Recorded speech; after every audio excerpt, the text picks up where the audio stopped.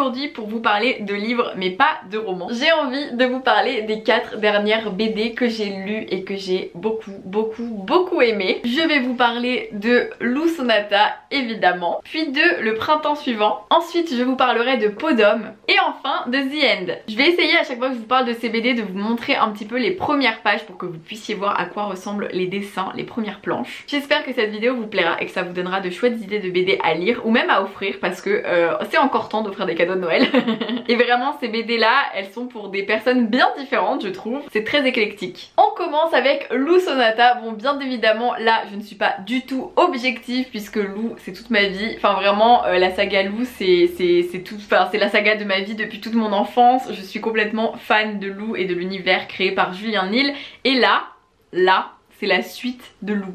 C'est la saison 2 de Lou. C'est-à-dire que les tomes 1 à 8 de Lou sont en fait les tomes d'une saison 1 et là on entre dans une saison 2 où les livres ne sont plus appelés des tomes mais ils sont appelés des mouvements et on est sur le premier mouvement de Lou Sonata. Lou, la vie de Lou maintenant qu'elle est étudiante, maintenant qu'elle rentre dans la vie adulte et qu'elle va faire ses études, s'installer dans un appartement, bref. C'est tellement touchant, tellement émouvant de retrouver Lou, c'est tellement génial parce que c'est un mélange un petit peu de tout ce qu'on apprécie dans les premiers tomes comme dans les derniers tomes de Lou. Je sais que les avis peuvent parfois être très tranché sur les premiers tomes de Lou et les derniers tomes de Lou. Il y a des gens qui vraiment n'apprécient pas les derniers tomes de Lou, à l'inverse il y en a qui les adorent, donc ça dépend. Et je trouve qu'avec Lou Sonata on reprend un petit peu les codes de ce qu'on a apprécié dans les premiers tomes de Lou. Les détails dans les dessins, ce sont des choses que moi j'appréciais vraiment énormément dans les premiers tomes et qu'on retrouve beaucoup ici, mais aussi cette idée de doute, cette idée de flou, cette idée de désir un petit peu qu'on ne comprend pas toujours, et ça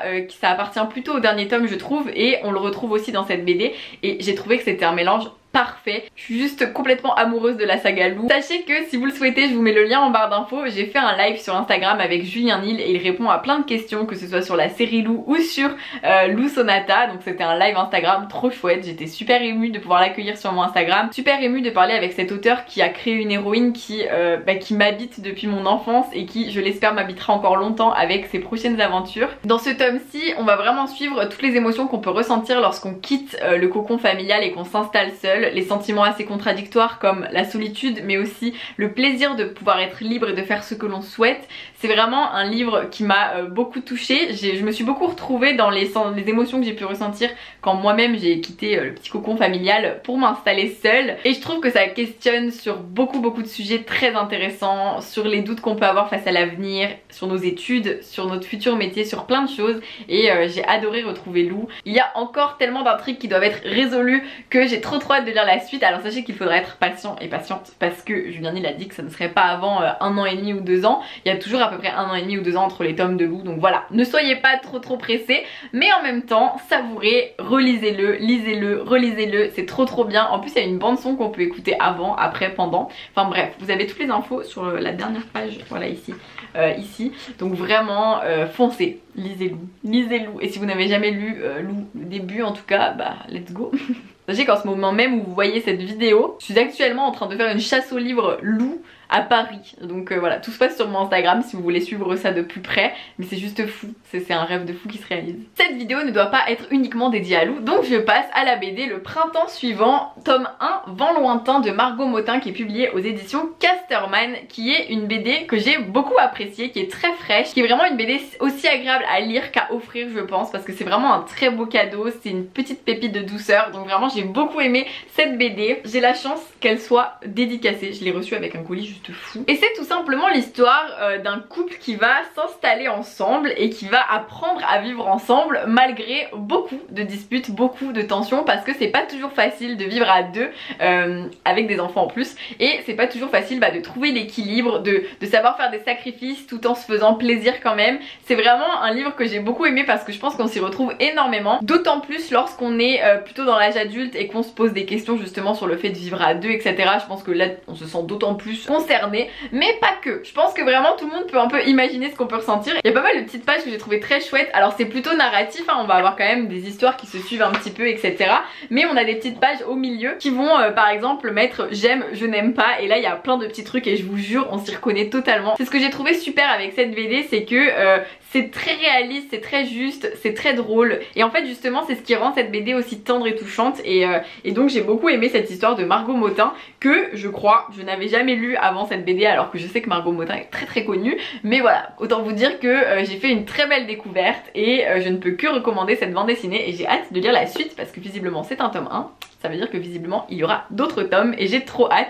Et d'ailleurs pour parler des dessins, j'ai beaucoup apprécié aussi. En fait le style de Margot Motin je le connais parce que je la vois partout hein, ces petits strips et ces petits dessins avec juste quelques petites bulles et tout, bah, je les ai beaucoup vus passer sur Instagram donc évidemment je la connais. Mais là dans toute une BD je trouve que c'est très agréable et vraiment elle est très talentueuse. Je dis chapeau. Puis j'ai lu Podum de Hubert et Zanzim publié aux éditions Glénat qui est une BD incroyable. Mais vraiment j'ai trop de choses à dire sur cette bande dessinée mais en même temps j'ai pas envie de vous spoiler donc c'est super dur d'en parler. C'est l'histoire d'une famille et dans cette famille les femmes ont un secret, c'est que elles possèdent une peau d'homme qu'elles se passent souvent de génération en génération et cette peau d'homme leur permet vraiment de ressembler à un homme en entier avec le même corps, les mêmes attributs, tout. Et souvent elles s'en servent pour découvrir un petit peu comment ça se passe dans le monde des hommes. Et on va suivre l'histoire de Bianca qui va donc se faire imposer un mari parce que dans cet univers là les femmes se font imposer des maris, la religion est très présente voire même à l'excès. Tout est extrême dans cette bande dessinée et Bianca qui se voit imposer un mari, elle a beaucoup de mal à cerner ce futur mari et à savoir si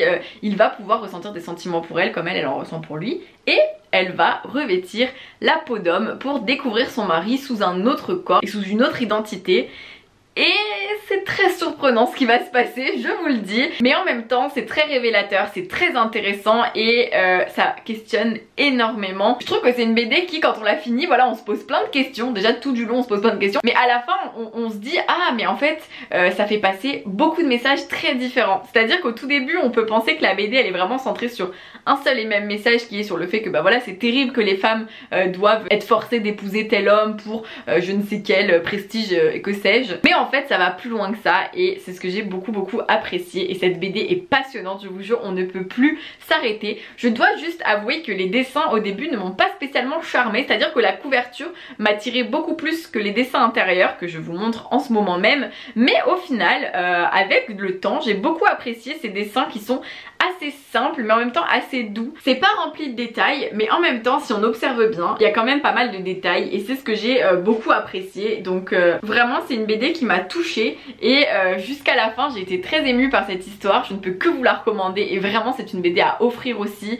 C'est un très beau livre objet. De toute façon toutes les BD que je vous montre aujourd'hui ce sont vraiment des romans graphiques, ce sont des très beaux livres objets à offrir. C'est super beau pour Noël, c'est parfait.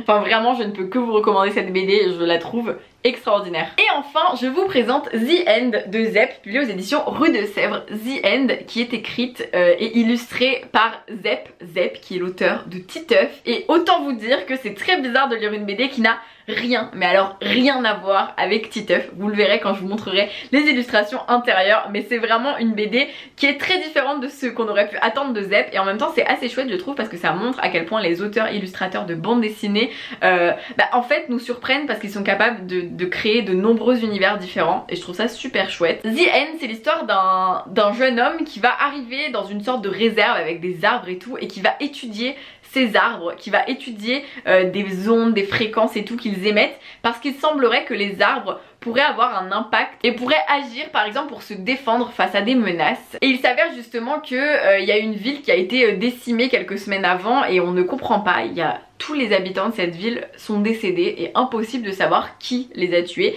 Et ces recherches, elles sont vouées justement à trouver si ça a un rapport avec la nature, avec les arbres, avec des laboratoires, avec des virus bizarres qui ont été diffusés, on ne sait pas. Et c'est un très beau cheminement de pensée que va vivre ce jeune homme qui va au début être un petit peu sceptique face à cette idée d'étudier les arbres et du fait que les arbres pourraient eux-mêmes faire des choses, eux-mêmes se venger de certaines choses. Mais au final, peu à peu, il va découvrir leur importance et c'est un très beau livre qui nous questionne sur l'écologie, sur notre monde, sur notre société qui malgré le fait qu'on a l'impression que tout le monde aimerait être écolo, en fait il y a quand même pas mal de choses qui ne sont pas faites ou qui ne sont pas bien faites et ça montre aussi à quel point l'homme qui s'est installé sur cette terre a beau penser qu'il est tout puissant, en fait il reste quand même aussi une menace pour certaines espèces etc. Bon on le sait hein, mais justement dans ce livre on veut appuyer là-dessus et j'ai trouvé ça fascinant et je me suis posé beaucoup de questions tout au long de cette BD. Ce personnage, ce jeune homme m'a beaucoup touchée parce qu'on se sent proche de lui vu qu'au début on est assez perplexe et qu'au final on évolue jusqu'à imaginer plein de choses parce que c'est une BD qui nous pousse beaucoup à penser et à imaginer et à penser au monde de demain. Pour les dessins, comme je vous le disais, c'est très surprenant parce que ça n'a rien à voir avec ce qu'on connaît de Zep, mais en même temps c'est ce qui rend la BD si charmante. Il y a beaucoup de jeux de couleurs et je trouve que étonnamment quand on le regarde comme ça, peut-être que ça va vous paraître étrange, mais moi en le lisant c'était assez naturel et j'ai passé un très beau moment avec cette histoire. Je l'ai trouvée très intéressante et vraiment ça m'a... En fait moi j'aime beaucoup quand même les trucs où il y a un peu de rapport avec la science et tout parce que j'ai toujours beaucoup aimé les sciences et du coup c'est vrai que celle-ci m'a beaucoup plu. Donc voilà, je ne peux que vous la conseiller et vraiment je la trouve passionnante et très intéressant dans son contenu. Voilà pour 4 BD coup de cœur que je voulais vous partager. Je lis pas tant que ça des BD mais j'adore vous les partager quand je le fais, donc j'espère que ça vous a plu. N'hésitez pas à me le dire et j'ai hâte de vous refaire d'autres vidéos de BD parce que j'en ai plein encore à lire dans ma bibliothèque. Donc en 2021 je continue à lire ma pile à lire de BD. Dites-moi en commentaire laquelle vous fait le plus envie, j'ai hâte de savoir. Dites-moi si vous les avez déjà lues ou pas pour qu'on discute un petit peu de nos avis parce que vraiment elles m'ont toutes un peu perturbée à leur manière, donc je trouve ça chouette d'en parler. J'espère que vous les lirez si ce n'est pas le cas ou que vous les offrirez à votre entourage parce que comme je vous le disais ce sont vraiment des genres très différents qui peuvent être offerts à plein de personnes différentes, donc je trouve ça très chouette. Sur ce je vous fais plein de bisous et je vous dis à très vite pour une nouvelle vidéo. Passez de très belles lectures d'ici là.